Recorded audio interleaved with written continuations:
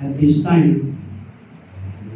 Are you really worshiping? In Ezekiel chapter 45, ang pag-aralan natin, that in the vision addressed the people in exile. So nasa exile sila,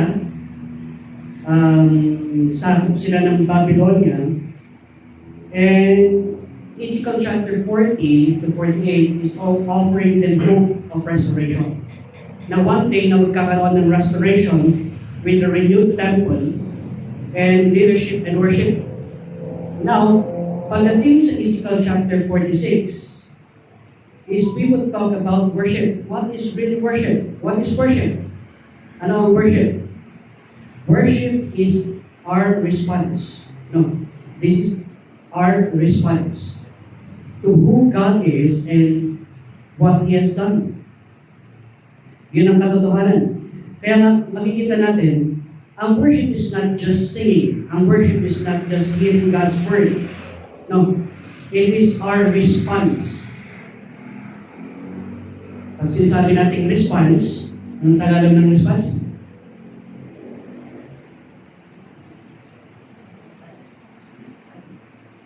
Ang Tagalog ng response? Tugon. Yan. So kung sagot is answer, tugon natin sa Panginoon. Ito ay tugon natin. No? Kung ano ang ginawa ng Panginoon sa ating buhay. It is honoring, adoring, and surrendering ourselves to Him with doubt and reverence.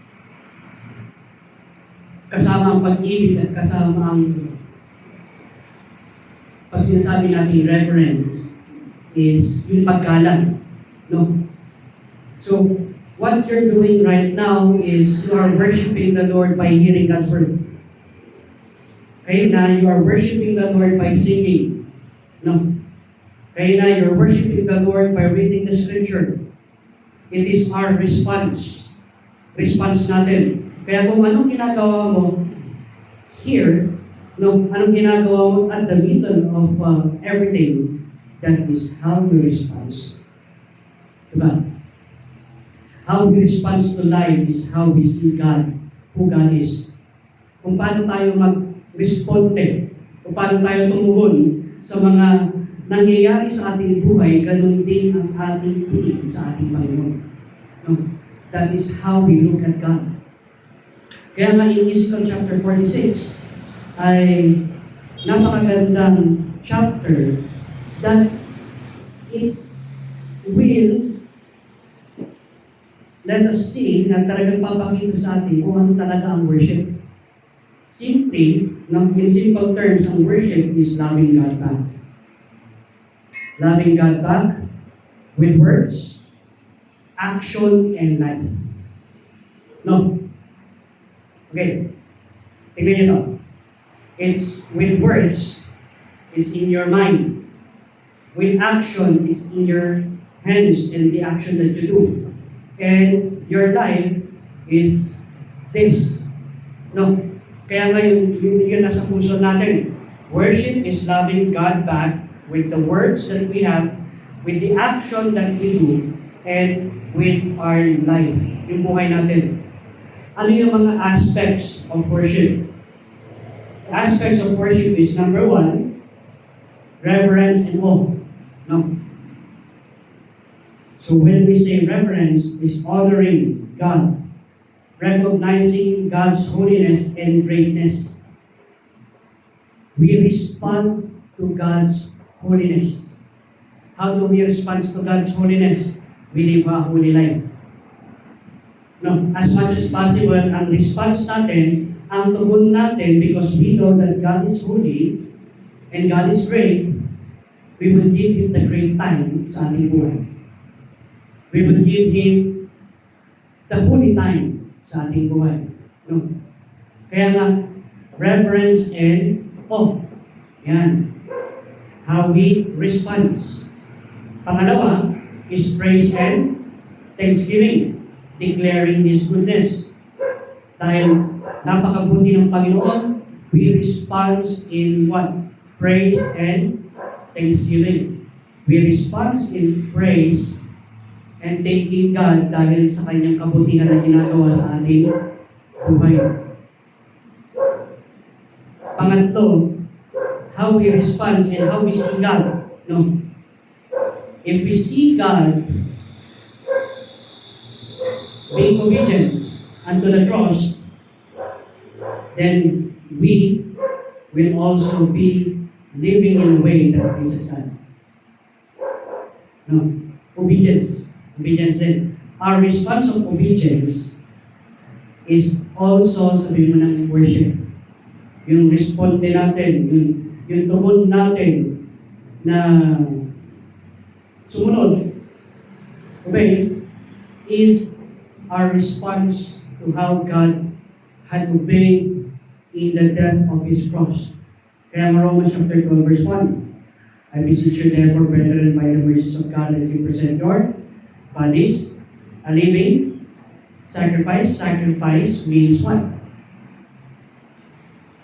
Ang sacrifice is nandun sa number 4. Because God had sacrificed His time, His talents, and trust sa ating buhay, we respond in sacrifices din sa ganun. Diba? Greater the sacrifice ng Panginoon. Hindi lang oras ang nakuha ng Panginoon. Hindi lang yung talents niya. Buong yung nakuha sa Kanya. Diba? He was despised and rejected by men. And ganun din ang ating response if we see how God really sacrificed His life for us. No? Kung paano nag-sacrifice ang Panginoon at napansin natin yun sa buhay natin, kung gaano kalaki ang sacrifice ng Panginoon, ganun din natin, ganun din tayo tumugon, ganun din tayo mag-response sa Panginoon.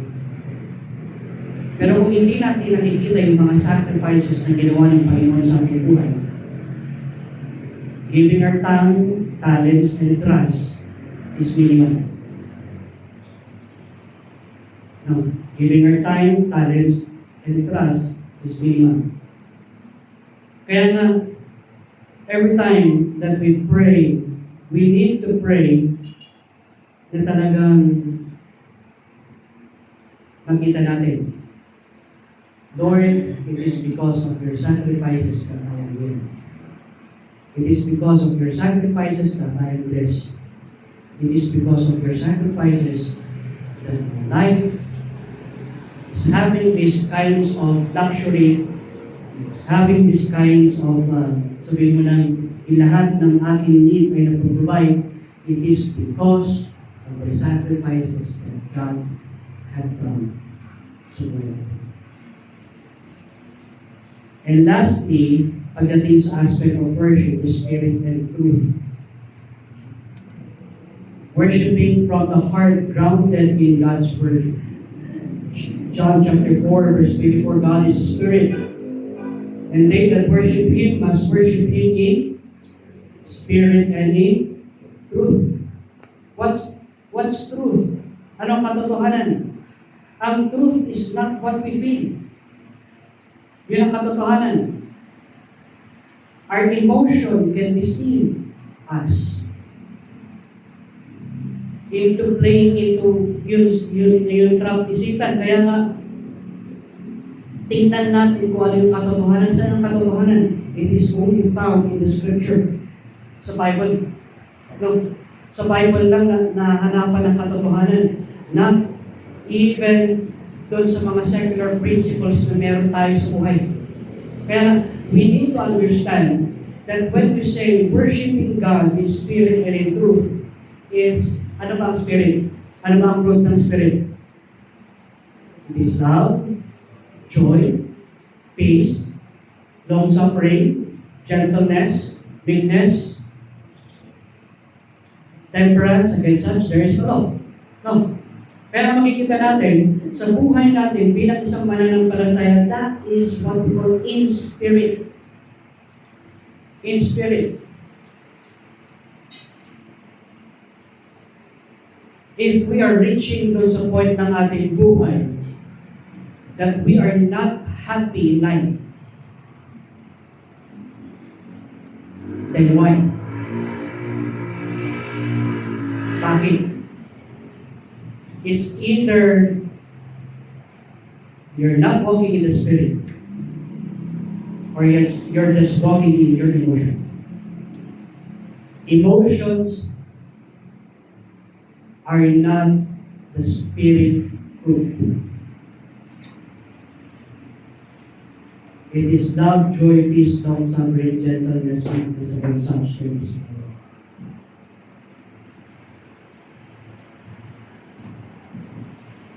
Kaya makikita natin dito, how we responds is how we worship God. How we listen to God's Word is how we worship God. Kaya nga, ganun pala ang worship. Ganito pala ang worship. It is loving God back with words, action, and life. It is our response. Yung ating tugon sa anumang nangyayari sa ating buhay. No? Tugon sa kung anumang aspeto sa ating buhay. Ay nandun ang Panginoon. God is there. Before we start verse 1, let's pray. Father God in heaven, thank you, Father God, for your great sacrifice na binigay mo sa cross of Calvary. Thank you, Father God, for your goodness and mercy, that you have reflected your life through your words and the words of truth. We do pray, Father God, that you would talk with our hearts, renew our spirit, renew our life, revive our dead hearts in worshiping you, and revive, Lord God, the things that you want us sa buhay namin, Panginoon. Hindi yung gusto namin, pero yung kagustuhan ni Panginoon ang masunod. Ito po ang aming dalangin sa ngalan ni Jesus. Amen. Okay, let's go now and let's dive deeper on what we call worship. Tingnan natin yung verse 1 to verse 3. Okay, kindly read verse 1 to 3. Ready, read. Thus saith the Lord God, the gate of the inner court that looketh toward the east shall be shut the 6 days. But on the Sabbath it shall be open, and the gate of the new moon shall be open. And the priest shall enter by the way of the porch of that gate without, and shall stand by the post of the gate. And the priest shall prepare his burnt offering and his peace offerings, and he shall worship at the threshold of the gate. Then he shall go forth, and the gate shall not be shut until the evening. Likewise the people of the land shall worship at the door of the city before the Lord in his Sabbaths and in the new moons. Thus saith the Lord God, the gate of the inner court that looketh toward the east shall be shut the 6 working days. Tingnan nyo lang, pagdating sa millennial time, ay nakasarado yung pinto for 6 working days. And in the Sabbath, which is Saturday, kaya babalik ko yung Saturday worship, Sabbath, it shall be open, and in the day of the new moon, araw ng new moon, it shall be open. Bakit kaya? Why? Because it is sacred. No, the gate of the inner court facing the east is to be shut during the 6 working days, but open on Sabbath and feast days. The priest shall enter through it to worship. This gate being shut most of the time emphasizes the holiness and special nature of the Sabbath and feast day. Special. No? Anong ibig sabihin ng Sabbath? Ang ibig sabihin ng Sabbath is rest. Yun ang ibig sabihin ng Sabbath. No?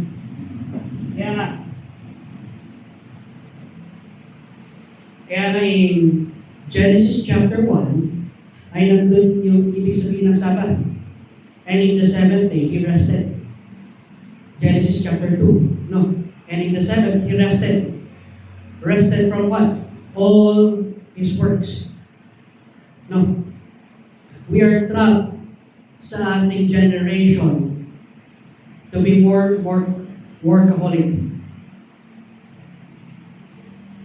Yan ang katotohanan. Our jobs are getting our family time. True? Or no? Yes. No. Tama. But kung titingnan natin, as we could see, rest comes from the Lord. Rest in Genesis chapter 2 is looking at what God had created in our lives for the past 6 days. Rest is what God do sa ating buhay. Kaya it teaches us to treat worship and rest days as sacred and to follow God's leadership in honoring God's appointed time. Worshiping is setting apart time for God because He will give rest. Panginoon ang nagbibigay ng rest. When you are restless, you cannot find that sa iba. Ang makakapagbigay lang talaga ng tunay na rest sa buhay natin at this time. When we understand truths, when we understand yung goodness ng Panginoon, you're already resting. No. When was the last time that you sit down and think about His words?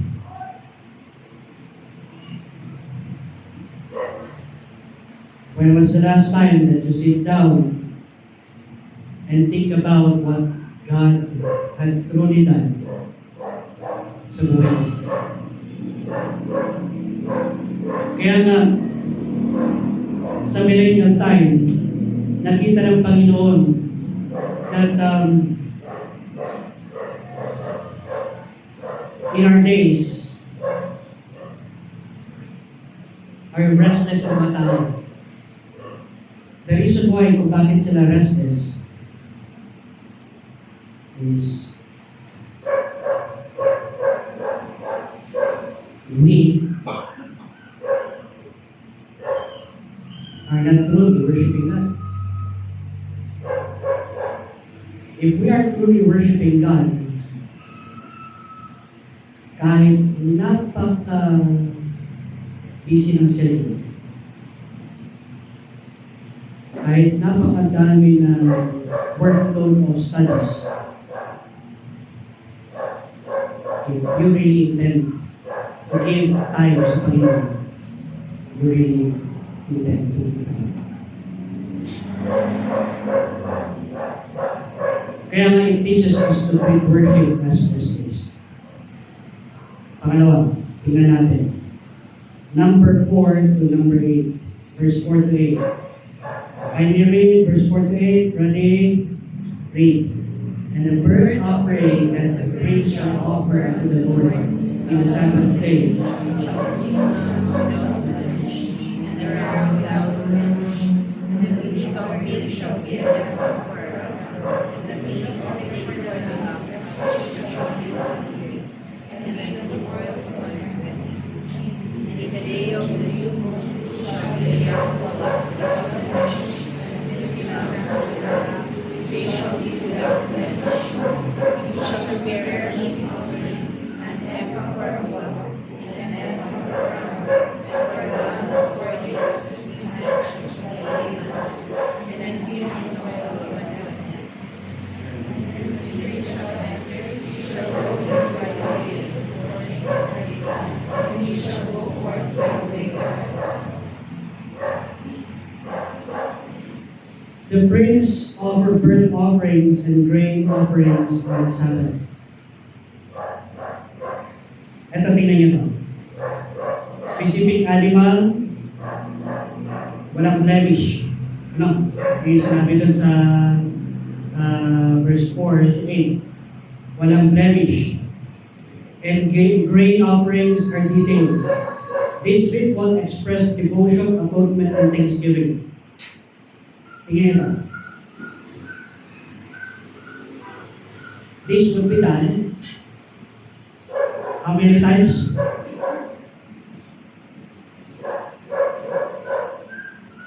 Every Sabbath. Ibig sabihin ng every Sabbath is weekly. No, with little offering of sacrifices sila. Kung ikaw ay may kambing, at dadala mo yung kambing mo, sabi mo na 6 yung kambing mo, and you are required to offer this. Hindi lang requirement, no. You will do this because of your devotion and atonement and thanksgiving. Are you going to give one of your goats to be offered? Pag in-offer mo na yung dalawa mo, of course, 50% na lang. Wala, isa na lang.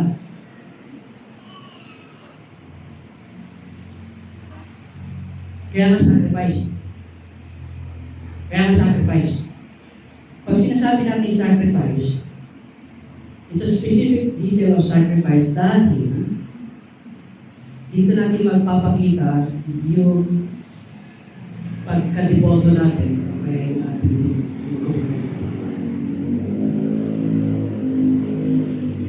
dito din natin mapapakita sa Panginoon that this, you are more greater than anything in my life. More than my 2 goats. Kung yun na lang yung dalawang kambing ang meron dyan, is more than my 2 goats. Why? Because nakita mo, kaya nga worship is sacrifice. Diba? Limang aspect yun ng worship, diba? Ano yung una? Maalala nyo? Reverence and awe. Yung pangalawa, praise and thanksgiving. Yung pangatlo, obedience. Yung pangapat, sacrifice. Yung panglima, spirit and truth. Kaya nga, dito natin makikita, no? Here, we will see na yung sacrifice, the specific animal and grain offerings are detailed in ritual. But Christians no longer offer sacrifice. Tama, wala naman na tayong animal sacrifices ngayon. This shows the importance of consistent, wholehearted worship and generosity in offering our lives to God. Pag sinasabi natin lives means sacrificing what seems to be more important sa buhay natin because God is most or more important than anything, everything, and nothing else to this world. Ibig sabihin, wala nang masihigit sa atin kung hindi ang Panginoon. Can you say that right now? Can you say that right now sa buhay mo? Na mas wala nang hihigit sa buhay mo kung hindi ang Panginoon. Diba? Kaya nga, we need to understand that if we are truly worshiping God, there is nothing more important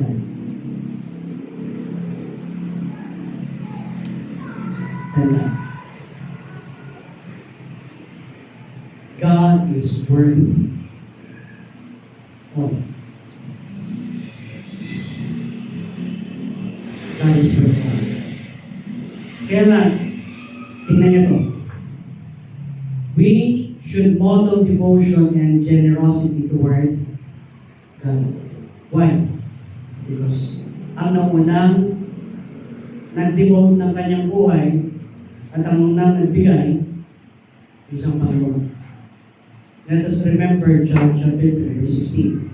Ano yung John 3:16? For God so loved the world that He gave His only begotten Son, that whosoever believeth in Him should not but have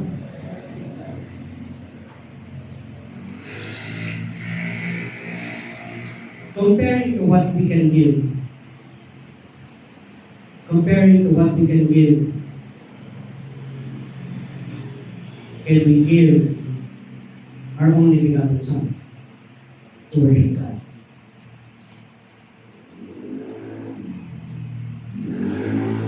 Can you give your full time of listening to God's Word?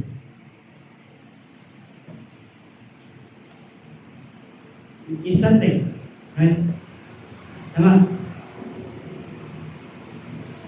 Let me be more specific. Hindi talaga natin kaya tubasan yung ginawa ng sacrifice talaga ng Panginoon sa ating buhay. He had given His all. No. But comparing to our all is just but little comparing to what we need today. Kaya nga, even we spend every second of our time to give our lives sa Panginoon, it is still not worth it. Hindi katumbas ng sacrifice talaga na ginawa ng Panginoon sa ating buhay. And yet, we are here sa buhay natin bilang isang mananampalataya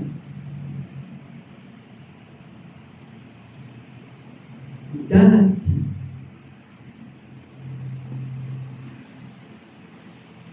when God requires something of us, we think. Mag-iisip muna tayo bago natin gagawin. Mag-iisip muna tayo kung fit ito sa ating schedule. Mag-iisip muna tayo kung fit ito sa ating buhay. Yet God had given His own.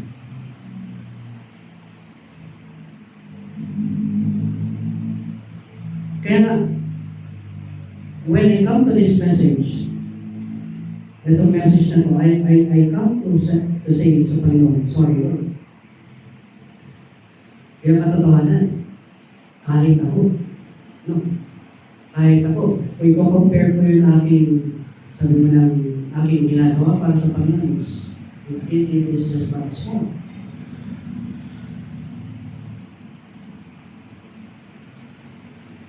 Pero when God requires something else, are we in a hurry to jump out, or are we in a hurry to jump in?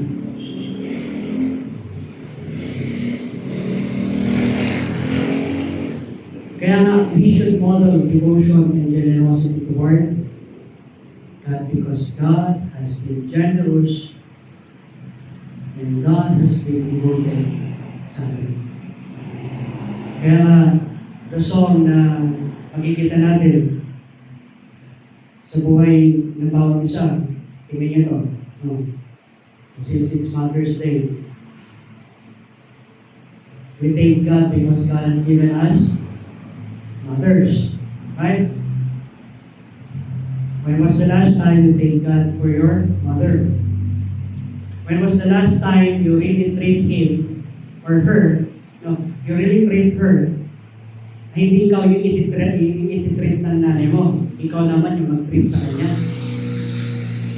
Kailan mo last na sinabi yung nanay mo? Ayan. Di ba? Panay na lang ikaw. Paano naman siya? Hindi yan ang katotohanan. Isipin natin mabuti. No. We are more into ourselves rather than to what God had given us as a gift. Amen? Amen. Ang tayo kailan. Amen? Amen. Kaya nga, when we do this, you are not just but offering to God. You're offering something else of value sa buhay mo. Worshiping is offering something of value sa buhay mo. It's your life. It's your offering sa Panginoon. Your offering is giving Him what God and what she deserves or what the person deserves. Diba? Parang ito. Alam natin, napaka-tindi ng trabaho ng tatay. No? When was the last time also we appreciate them for what they had done? Yun ang katotohanan. If we have the spirit of, sabi mo ng worship, tingnan nyo ito, praise and thanksgiving. Diba? You will thank God for the parents that you have. You will thank God for the hardship that your father and your mother have done sa buhay mo. You will obey things na gusto nila. Why? Because it is worship. Worship yun. Kaya when I come to this chapter 46, ang hirap naman, Lord. Itong chapter 46 na to dahil lahat pinatamaan sa amin, parang gano'n. Pero yun ang katotohanan. No, the truth must be revealed. Why? Because we need it. Diba? Lives mean sacrificing what seems to be more important to us. Because God is more important than anything, everything, nothing else.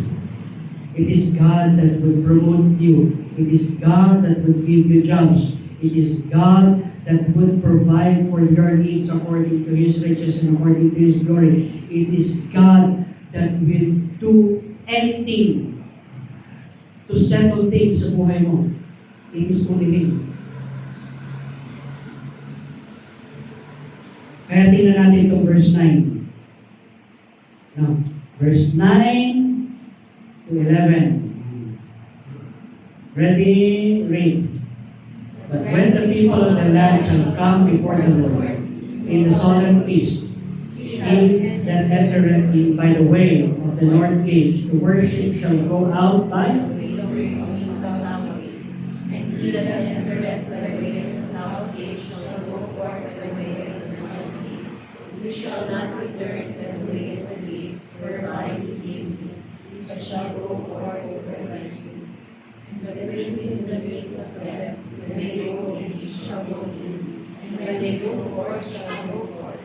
And in the feast and the solemnities, the meat offering shall be an ephah to a bull, and an ephah to a ram, and an ounce of seasoning gold, and an hin of oil for the hand.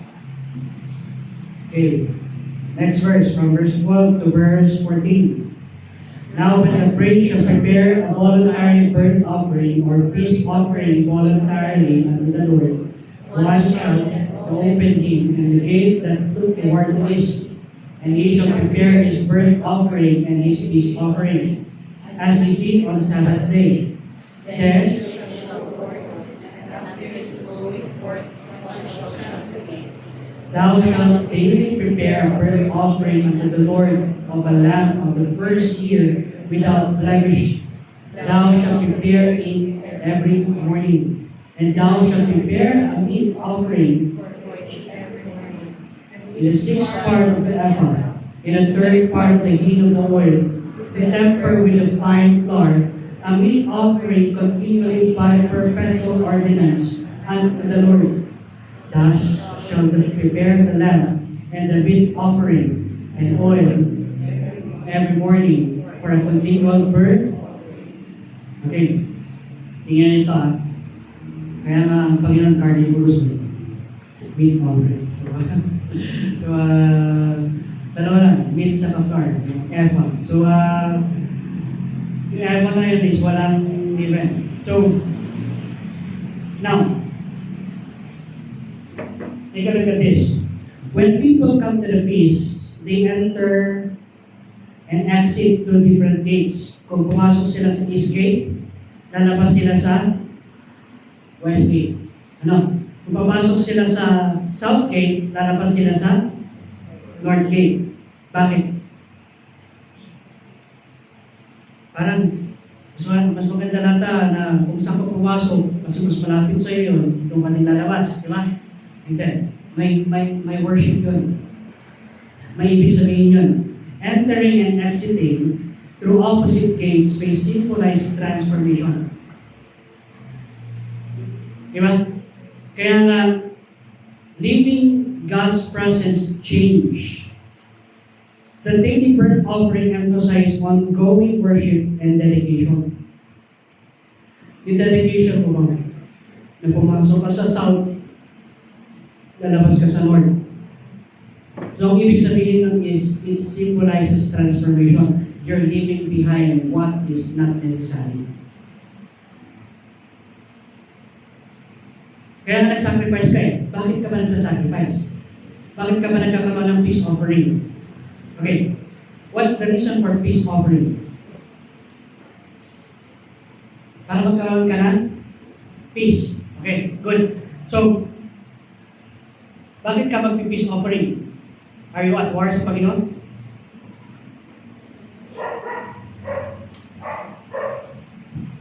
No, you're not at war. It just means that in the time, the millennial time, itong mga tao na to, no, they're sinful. And they acknowledge yung kanilang sin. Kaya nga they would offer a peace offering para ano? Peace. Kaya nga peace offering. Ano? Dahil yung offering na yun, siya kukuha ng kanilang kasalanan. Pero in the millennial time, it is a symbol that the Lord Jesus Christ had already gotten the punishment for that sin. Kaya peace offering. Now, tayo, bilang mananampalataya, kailangan pa ba natin mag-offer ng peace offering? Hindi na. Dahil ang Panginoon na ang ating peace offering, the Lord Jesus Christ. Kaya the more we understand this, the more na makikita natin.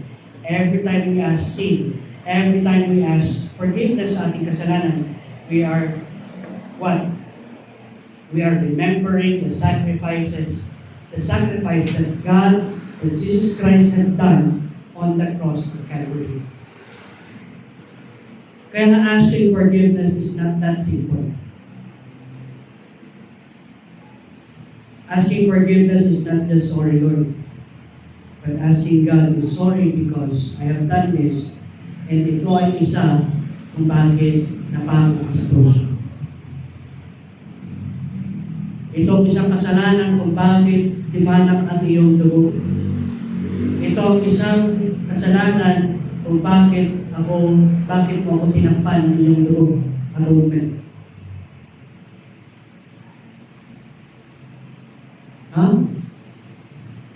Kaya nga every time when we ask forgiveness, Lord, forgive us of our sin that we have done, we have received the forgiveness because of Jesus Christ. Tandaan natin, Hebrews chapter 9 verse 22, for without the remission of blood, for without the shedding of the blood, there is no remission of sin. Kung walang pagdanak ng dugo, ay walang kabayaran ng ating kasalanan. Hindi tayo pwedeng malinisan. So that every time we say peace offering and daily burnt offerings, we remember yung dedication ng Panginoon in what? In forgiving us. Kaya ang 1 John chapter 1 verse 9, diba? Ano sabi doon sa 1 John 1:9? That if we confess our sins, He is faithful and just to forgive us of our sins and to cleanse us from all. Why is God faithful and just? Ano yung picture kung bakit faithful ang Panginoon? He died. He died and His blood was shed. Kaya our worship is not just weekly. Honoring God daily in small, faithful ways. True worship changes us. We shouldn't keep God's presence at the same time. Kung talaga nag-worship tayo sa buhay sa Panginoon, it change. May change. May pagbabagong nangyayari sa buhay. Pero pag palagi naman na gano'n, no? Then you're not worshiping. Worship means change. Bali naman, Pastor, nagpapalit naman ako ng damit everyday. Yes. You're changing. But we need to change by the heart. Kaya nga, every day is a journey sa Panginoon. Every day is a journey sa Panginoon. Every day is our journey sa Panginoon.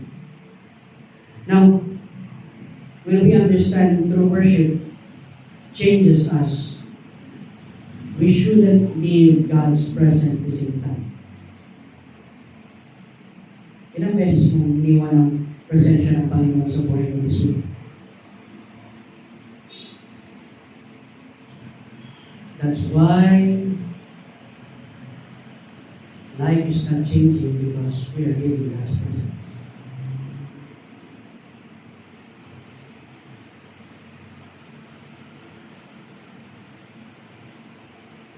Kahit sa election. Election bukas. Yan. Wala akong sabing kandidato sa inyo kasi na kailangan iboto. Iboto nyo, yun talagang dinidikta ng Panginoon sa inyo. What God really thinks. Bakit? That what we want, what our flesh wants. Not because we had received something, or not because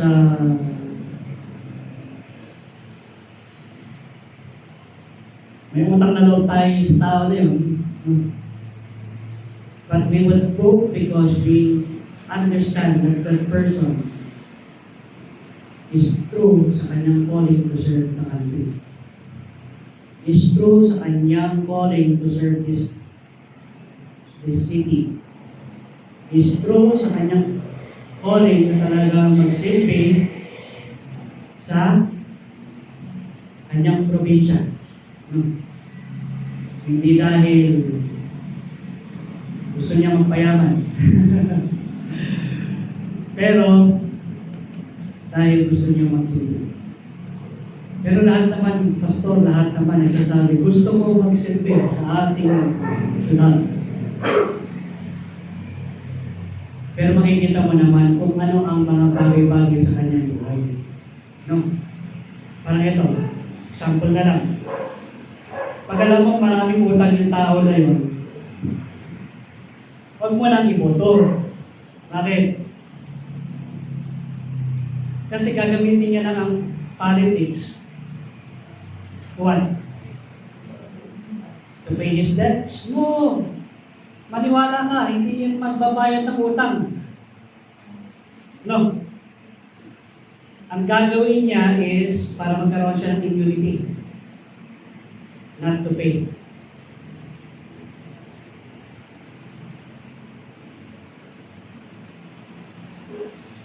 Kaya naisipin natin mabuti kung sino talaga yung mga kandidato natin. Kung talagang kakilala mo, di kakilala mo, di sige. Kasi alam mo yung kanyang quality. Pero kung hindi mo masyadong kilala mo, lalo na sa senatorials. Kaya nga, in everything that we do, it is part still ng ating worship. Tandaan natin, balik tayo ulit. No? Ano ang worship? Limang aspeto yan. Reverence, awe, praise and thanksgiving, obedience, sacrifice, spirit and truth. Spirit and truth. Ano ang katotohanan?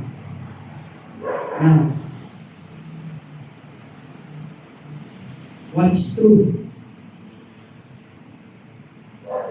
What's true to them may be not true to us. At isa lang ang magbabalance ng truth, it is God's word. It is God's word. Okay, let's take a look at 16 to 18. Okay, can you read 16 to 18? If the priest give a gift unto any of his sons, their inheritance thereof shall be his sons. It shall be their possession by inheritance. But if he give a gift of his inheritance to one of his servants, then it shall be his to the year of liberty. After it shall return to the prince, but his inheritance shall be his sons for them.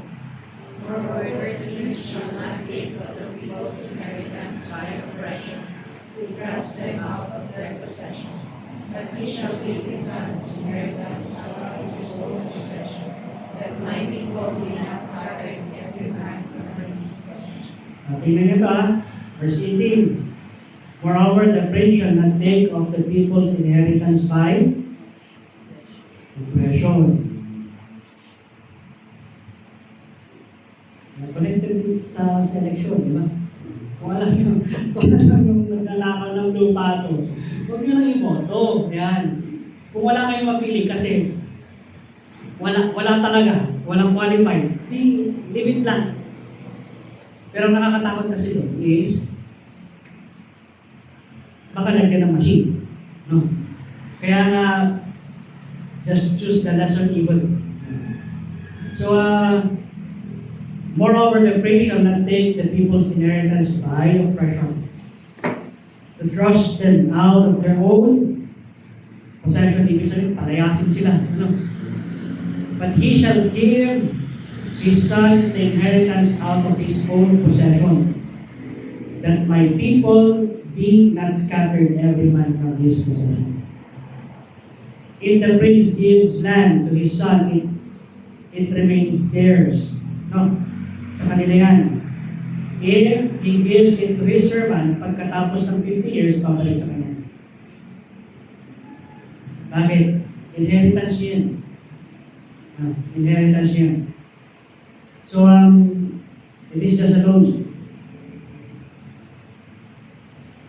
Kaya nga, this law prevents permanent loss of land. Permanent loss. Protecting families and preserving God's order.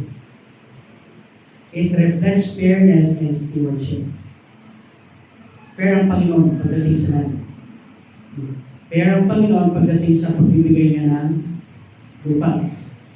Kaya nga, para hindi mawalan ng lupa ang mga pamilya, ang ginawa niya, that is what we call Jubilee. After 50 years, babalik sa kanila.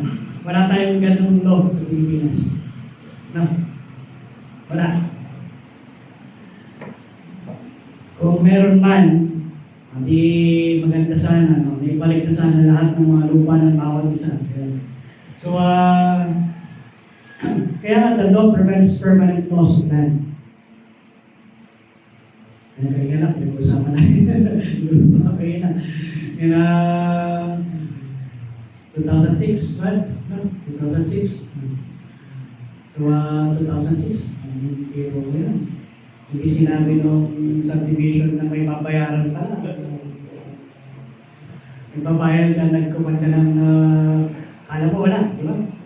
So, tingnan nyo how cruel men are, di ba?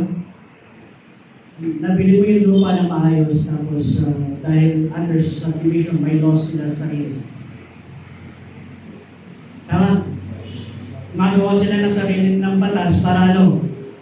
Magkaroon lang ng sariling at sabihin mo ng infinity of money. Right? isipin mo, ano?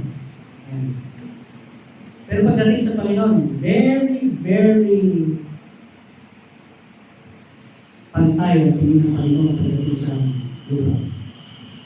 Why? Because God cares about justice and provision. No? In practical matters, leaders must not exploit their power for personal gain. Nakikita na natin ito ngayon. No?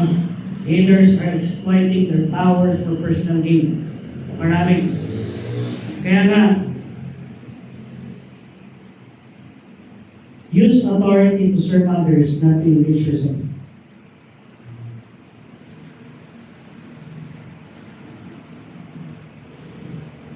Ang nakakatawa, ginagawa pa itong tema ng mga politiko. Diba? Noon, mahirap ako. Noon. Kaya nga, noon. Bakit ngayon? Dahil naging politiko ka, mayaman ka na. So, tama? So, saan natin ngayon kayamanan? Sabi ko yung isang interview. Naging, sabi na natin, clean siya. Ano? Clean itong politician na to. Dahil naging sikat siya, maraming bumili sa kanyang business. Imang siya. Kung doon niya kinuha. Diba? Pero most of the time, alam naman natin kung saan nila talaga kinuha. Right? Tingnan nyo na lang. Kaya nga, we are longing for, kaya itong election na to, I think this election is, ito ang election na halos lahat ng mga boboto ay walang ganang bumoto. The reason why, halos lahat ng tumatakbo may kaso. Di ba? Parang nakakawalan talaga ng ganang bumoto, pero kailangan natin eh. It's our right, and at the same time, we need to choose lesser evil dahil just to protect what? What we have. Pero it doesn't assure us that dahil lesser evil siya, ay magiging lesser evil din siya pagpupok. Tama? Kaya nga, ang hinihintay na lang talaga natin is yung ang umupo is yung talagang Panginoon. Diba? Christ will seek as much as possible, Lord, let it be done right now para maging matuloy na. Use authority to serve others, not to enrich yourself. Doon ako nagtataka sa mga panis, sa mga tao, dati mahirap yan, alam niya ang feeling ng mahirap. Pero ano na siya ngayon? Mayaman na siya dahil diba? Yumaman na siya dahil tatawa ka na lang talaga eh. Politics ng Pilipinas. Now, verse 19 to 21. Kindly read 19 to 21. After he brought me, which was beside me, the holy chambers of the priest, which looked toward the north, and behold, there was a place on the two sides of the sword. Then said he unto me, This is the place where the priest shall boil the trespass offering and the sin offering, where they shall make the meat offering, and they bear the waters sanctify the people. Then when he brought me forth into the outer court, and caused me to pass by the four corners of the court, and behold, in every corner of the court there was a court. And next verse 22 to 24. The four corners of the court, there were courts joining the four trees in the very middle. These four corners were of one measure, and there was a row of 15 round about them four, and it was made with white bases, and there was around. And said unto me, These are the bases of them that bore, where the ministers of the house shall boil the sacrifice of the people.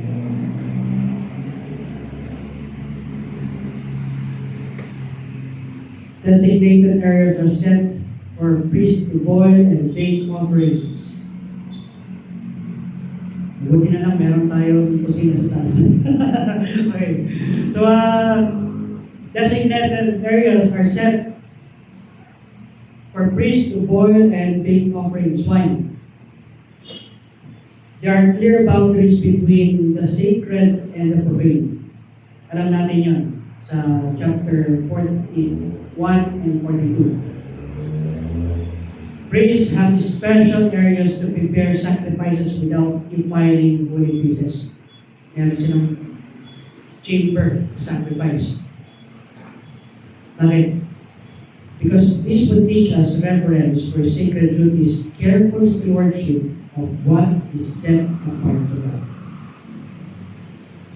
When we say set apart, we are set apart. When we accepted Christ as our personal Lord and Savior, we are already set apart.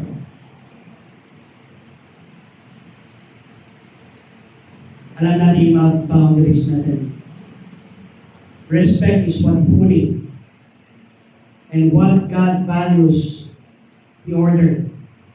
Boundaries and purity, so what God values, we should value. Ano yung binabayo ng Panginoon, yun ang ating i-value. Kaya nga, isipin natin mabuti, no? In our life.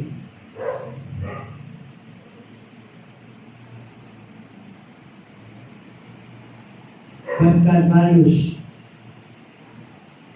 God values your worship. We should honor Him, reverence and awe of God. We should praise and give thanks sa Panginoon. We should obey God. We should do sacrifices para sa ating Panginoon. And we will worship God in spirit and in truth. Alam niyo, from the very beginning, ang nire-require lang naman talaga ng Panginoon sa buhay natin is worship. Worship natin ang Panginoon. Bigyan natin ang honor ng Panginoon because He is our Lord. Diba? Ibigyan natin ang praise and thanksgiving ng Panginoon because He is good. God is good all the time. That's why we need to thank and praise God. We need to obey God because He was obedient unto the cross. Diba? Living in a way that pleases God. We need to sacrifice para sa Panginoon because what? God had first sacrificed Himself for us. Giving our time, talents, and trust. Now we need to what? To worship God wholeheartedly because He is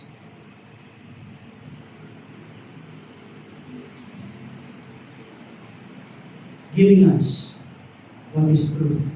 Ano yung katotohanan? And we have the Spirit and truth. Now, understand this. No, hindi yan ito.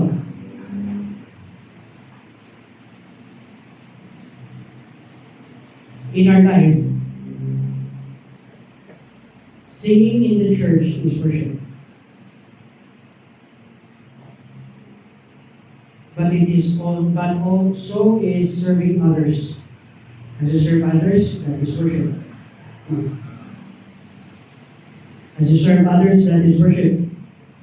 Being honest, being prayerful, and living with integrity is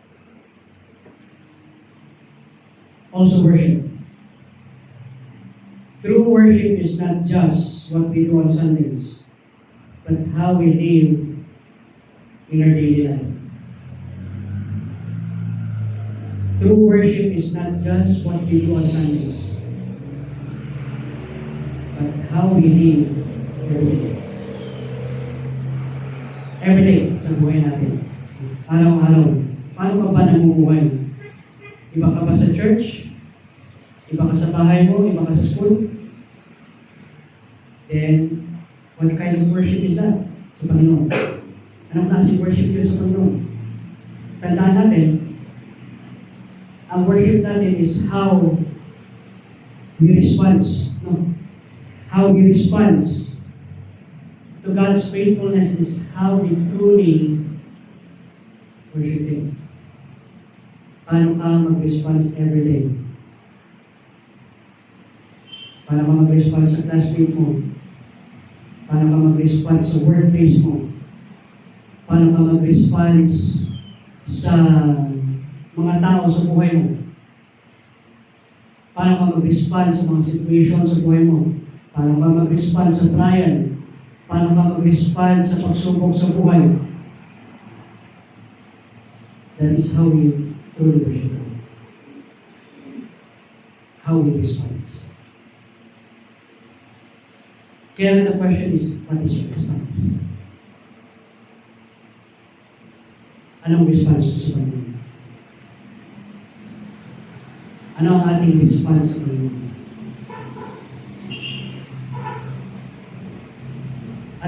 Alam ko, at alam natin, na hindi talaga natin kayang tumpasan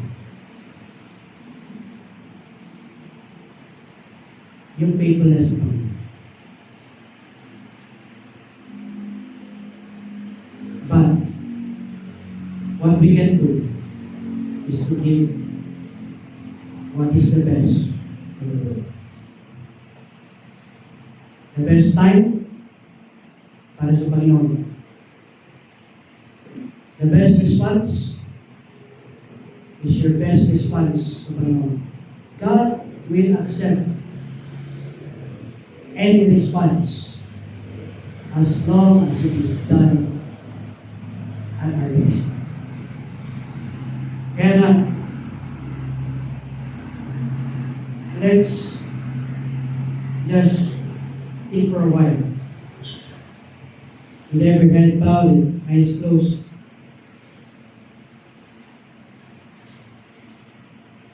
How do you respond? How do you respond?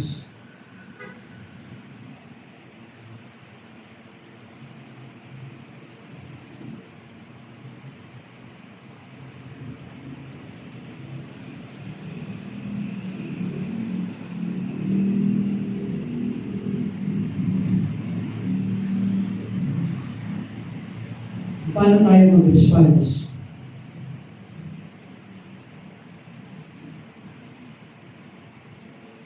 Ay ganun din ang ating paraan kung paano tayo mag-worship.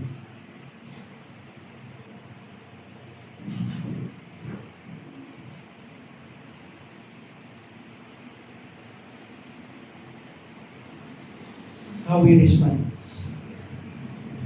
Paano ba tumugon? Now, isipin natin mabuti. Kahit tayo na, sa panahon natin ngayon, kahit sa oras na ito, ano ang naman ang isip mo?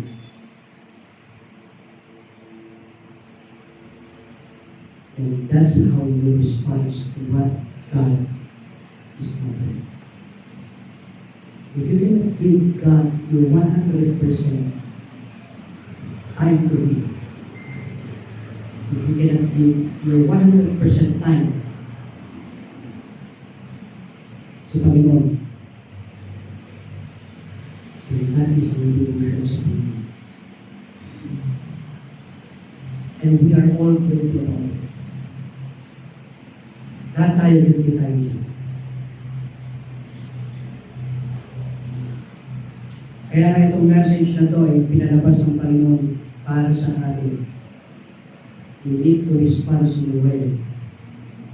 And we need to honor God for what He has given, for what He has done sa ating buhay.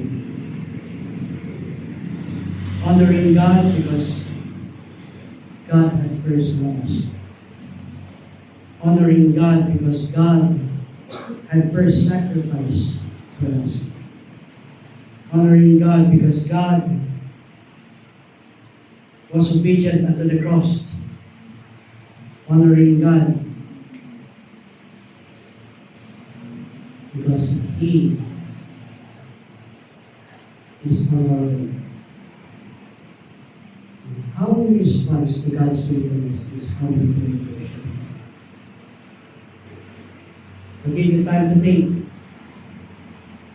Give you time to reflect on these things. Nga, paano ba ako mag-respond sa buhay ko? Am I living a double, triple life? I'm different at school, I'm different at my home, I'm different at my church place.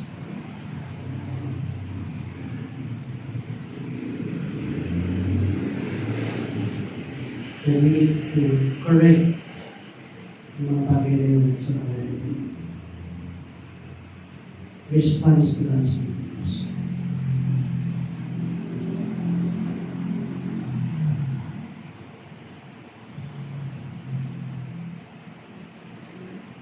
Give me time to pray.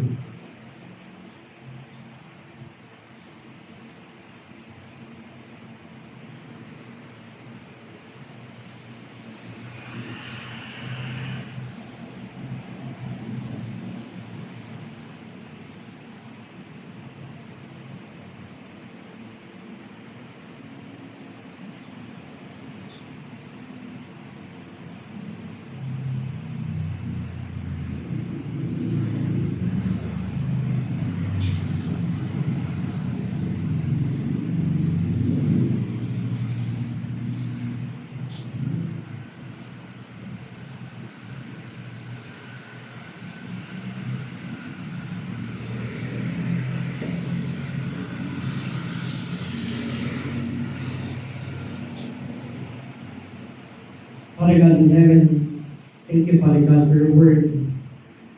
Salamat, Panginoon, sa iyong salita.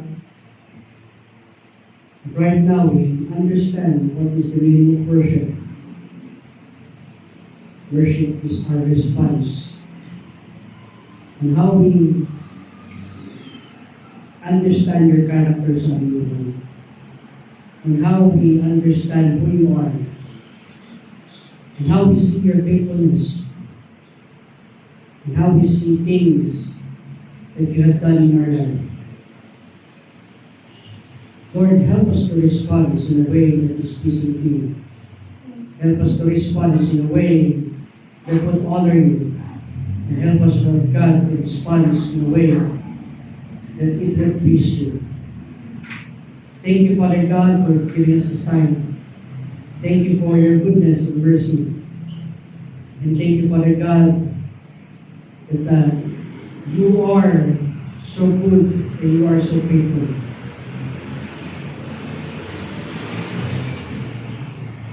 It is renewed every morning, as you have said in your word, great is your faithfulness. Thank you, Father God, for everything that you've done. And thank you, Father God, for your word at this time. You all be the glory, honor, and praise in Christ's name we pray. Amen. Amen. So 2 more to go. Bago tayo natapos sa Ezekiel. Natapos na tayo sa Ezekiel. Dalawa na lang.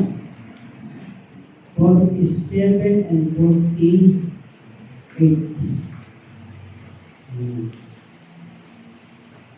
So,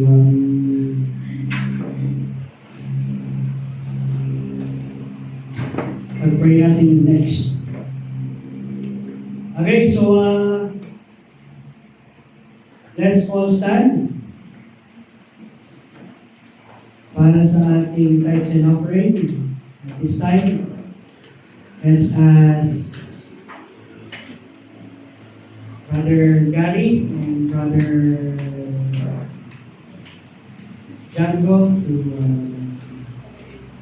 sa ating tithes and offering. Let's ask Brother Gary to pray for our tithes and offering this time.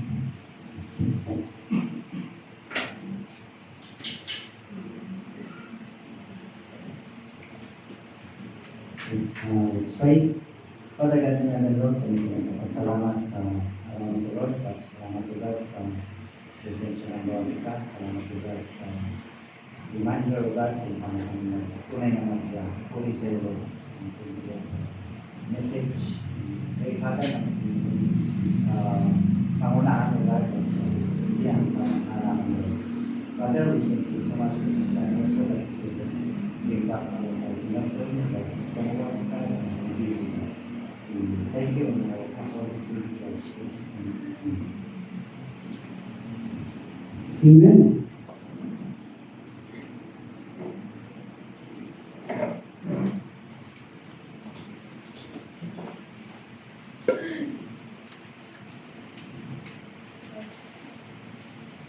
Okay. So this ang ating anniversary. Yes, mag-second offering pala tayo para sa ating anniversary. So yung second offering natin ay para sa ating church anniversary. Pagkakpondo. So ang ating anniversary, sige, paso na ako. So ang ating anniversary would be June 8. So June 8. So mark that sa inyong kalendaryo. Pangilang taon na tayo? 7th. Okay, 7 na tayo. 7th year. Praise the Lord for 7 years of His faithfulness.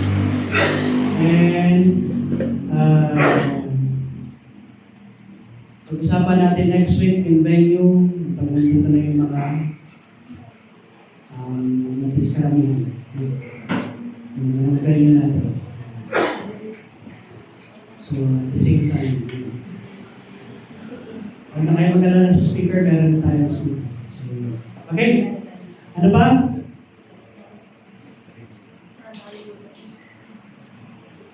Lana? So, next week.